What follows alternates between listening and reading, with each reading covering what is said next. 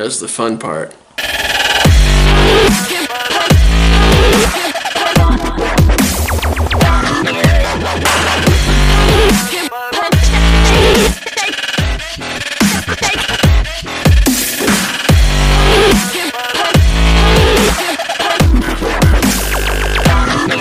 Boom! Nice. Sucker!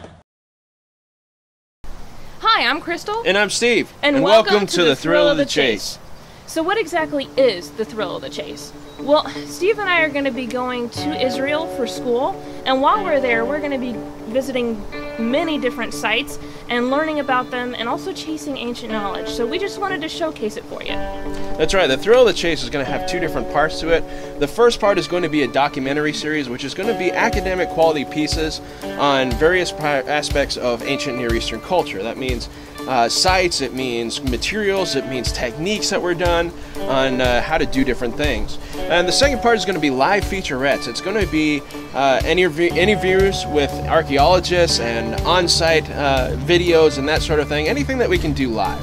Both Steve and I are into ancient Near Eastern culture, but we both have our own specifications into different regions and periods. Mine is specifically the early Iron Age, which is Israel, Canaan, and basically known as the Levant area. And mine's in Bronze Age Mesopotamia. That's Sumer, Akkad, Babylon, anything like that. So today we are going to start by learning one of Steve's favorites, cuneiform writing.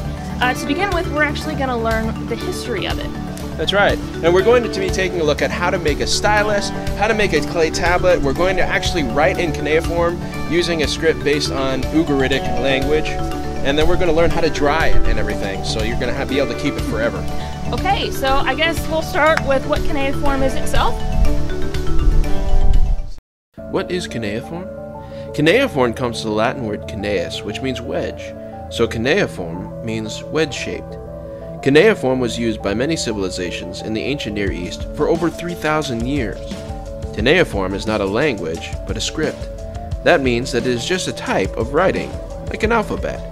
And many languages use cuneiform in the ancient world. Cuneiform was designed from its very beginning to be written using two simple tools, a reed stylus and a clay tablet.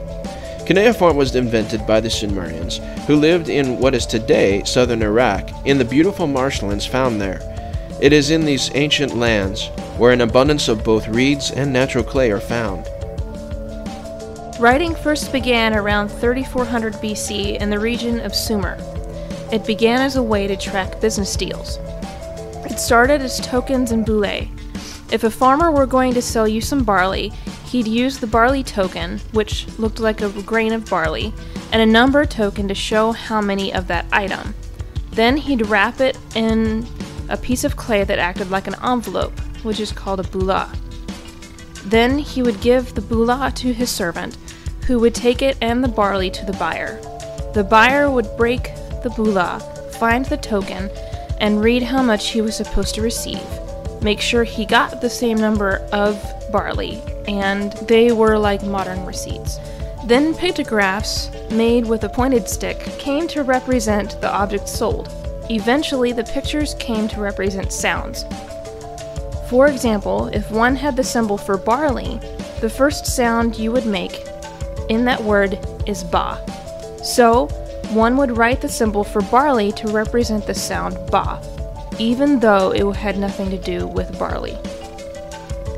The picture later just became the shape, which changed over time until it became cuneiform. With cuneiform, one could use the signs to write the sounds one would make when making words. Then, one could write entire sentences using just these signs. The Sumerians had a story involving the invention of writing called Enmerkar and the Lord of Aratta. The whole world spoke one language until one day the god Enki decided to estrange the tongues in their mouths, as many as were put there, the tongues of men which were one. Enmerkar, king of Uruk, could not communicate with an envoy he wished to send to the Lord of Aratta. So he then, for the first time, wrote in cuneiform on a clay tablet a message. Since the envoy, his words being difficult, was unable to render them, the Lord of Kulab smoothed the clay with the hand and set down the words on it in a manner of a tablet. While up to then there had been no one setting down words on clay, now on that day, under the sun, thus it verily came to be. The Lord of Kulab set down words on clay. Thus it verily came to be. Just like this, we will use our hands to smooth the clay. We will set words down in a tablet. Even today we have sayings that refer to tablets. Ever hear of the phrase, break the law? In ancient times, contracts were written on these tablets. When you didn't live up to the laws or rules of the contract, the holder of the contract tablet would literally break the tablet to symbolize the broken agreement. So then, what exactly is a stylus, and how are you supposed to make it in the first place? The concept begins by taking a reed stalk and cutting the tube off near the first node. Then looking at one end of the tube, you will make a cut across the edge of the tube near the hollow center, splitting the fibrous hole down until you are left with a stick that is flat on one side and round on the other. Next, cut the stick in half by making a cut perpendicular to the flat and rounded sides. The two cuts you have made should make an angle between 60 to 90 degrees.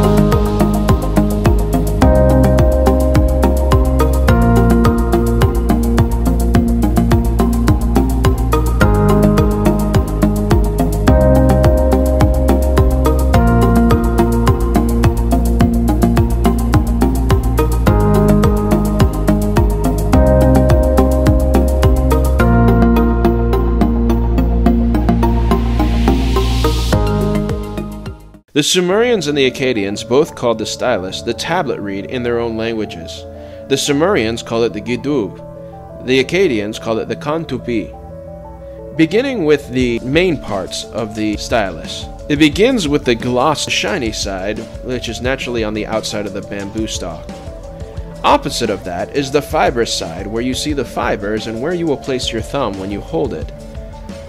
On the one corner, the flat surface that you have made with your knife when you split it in the middle is called the spinal side. Opposite to that is called the blade because of its sharpness.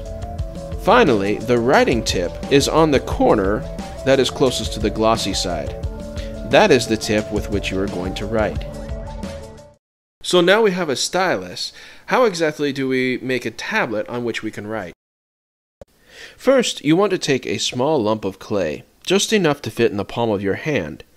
Then you knead the clay to get rid of air pockets and to loosen it. It may be dry in your hands and flake a bit. If that happens, simply dab a couple of fingers in water and continue kneading, just like dough. Form the clay into a convexly shaped rectangular prism. You can make it any shape you want, but the rectangle is the easiest and probably the most common found by archaeologists. Use the palms of your hands to get the convex shape, as you can see here. Make sure not to make it too thin. You want it to be convex and thick, about 3/4 of an inch in the middle. Dab a finger in water and use it to smooth the cracks all over the tablet's surface. Any cracks or air pockets in the clay will expand and break as the tablet dries. Try not to get the clay too wet. It should be soft, but solid, not mushy or slimy. If it is mushy or slimy, the clay will stick to your stylus and your impressions will be terrible and messy. Now that we have everything we need, how do we actually write in cuneiform? Do not try to hold it like a pen or a pencil. It does not work. Also, note that you can only write cuneiform right-handed. Grasp stylus in your right hand. Make sure the blade is facing to your right and the fibrous side is facing you, and that your thumb is pressing against the fibrous side. Choke up on the stylus until your thumb is near the top. This is how you hold the stylus. It allows you to make impressions in the clay at any angle you need with a simple twist of the wrist. When you write, you will want to hold the stylus so that just the writing tip, the spine, and sometimes the corner of the glossed side will touch the clay. There are 3 basic types of impressions. The cuneiform signs are just sets of these in various sizes, angles, spacing, and varying combinations of these 3 impressions. The triangle is made by holding the stylus so that only the writing tip touches the clay.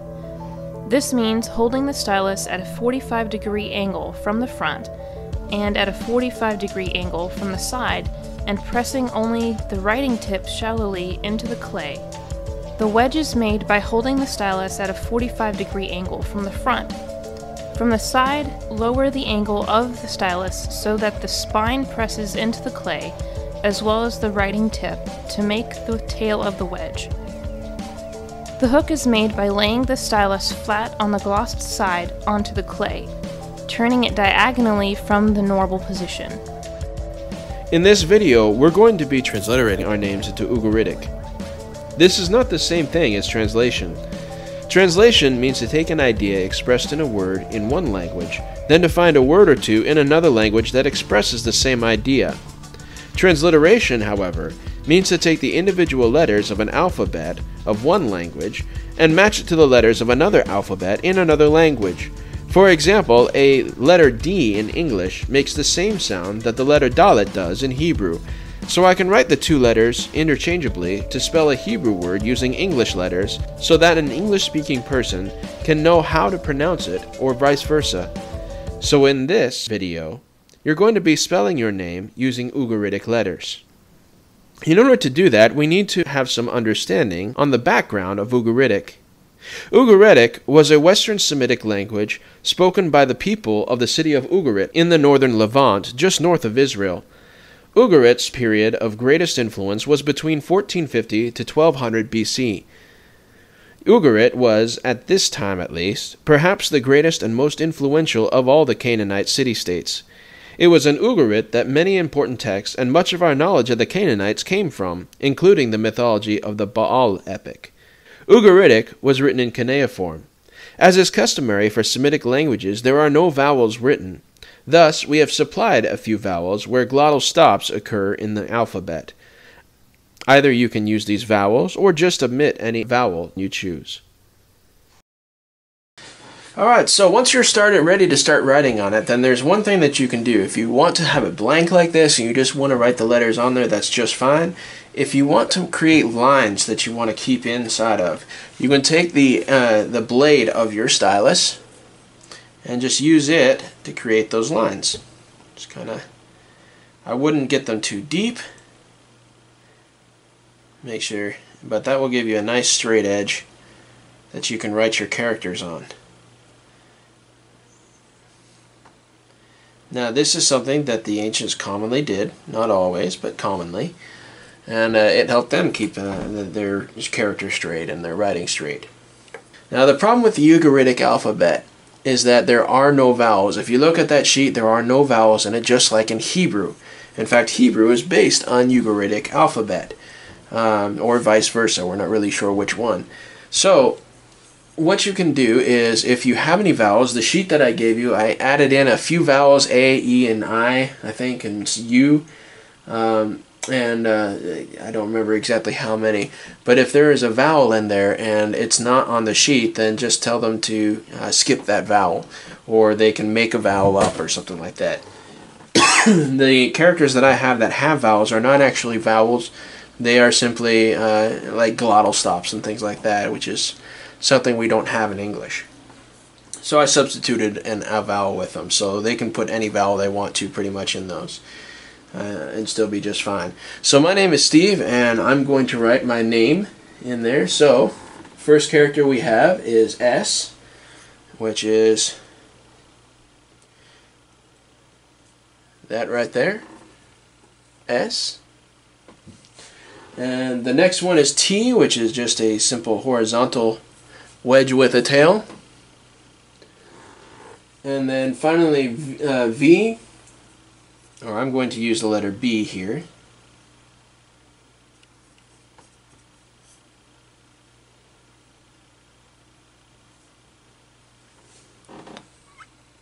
And then finally N.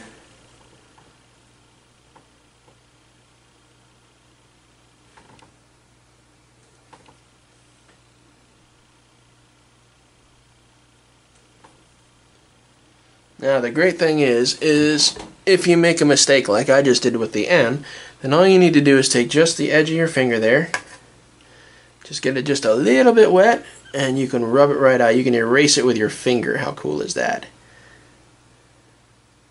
Alright, and there we have Stephen, and then finally Turner, T.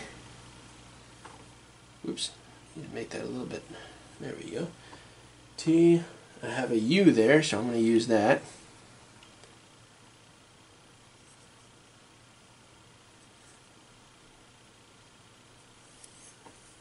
R.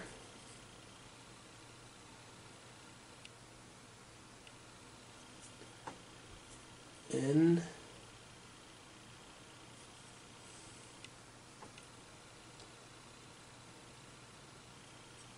And then R.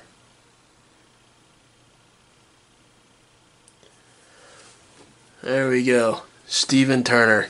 That's pretty cool. To dry the tablet, there are actually several methods you can use. The traditional method, that is, how it is actually done, most of the time in ancient times, is simply to lay it out in the sun for 6 to 10 hours. This way, the clay will harden naturally. If you're pressed for time, or you want to get it done quicker, you can simply bake it in an oven for 30 to 40 minutes, at 325 degrees Fahrenheit. Again, you want to make sure there are no cracks or they will rapidly expand, causing your tablet to violently break apart. You'll actually hear a popping noise if this happens. Finally, if you have a kiln, fire the tablet for 30 minutes at 800 degrees Fahrenheit. This will turn the clay into terracotta. It was done in ancient times, though rarely done with tablets. The same rule about the cracks apply. Once your tablet is dry, it's going to last forever. Unless you either break it or put it in water. Well, that's true. But these things are so durable that it doesn't matter if you're talking about fire or bugs. There's nothing going to be destroying these things unless you, water or if you just crush it. But fire is only going to make this thing better, stronger, faster, $6 million man? Absolutely. $6 million tablet. And bugs are only going to make this thing, well, they're going to leave it alone. And so there's nothing that's really going to destroy these things. In fact, archaeologists are still finding hundreds of these things. Even though they're thousands of years old, they're still perfectly preserved well enough that they have fingerprints from time to time. And that's really cool when you find those.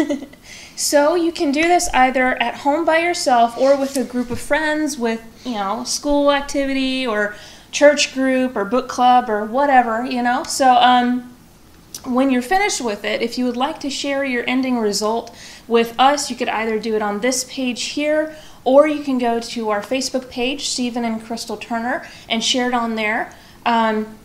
When you do, we will look at the best clip or photo and put it on our next video. So don't forget to like, comment, and subscribe to this page so you will keep up with the chase. That's right. Now next time we're going to be going to the Bible Museum on the Square in Collierville, Tennessee, just days before we leave for Israel. So that's pretty exciting, right? So until then, live for the chase, thrill seekers. See you next time.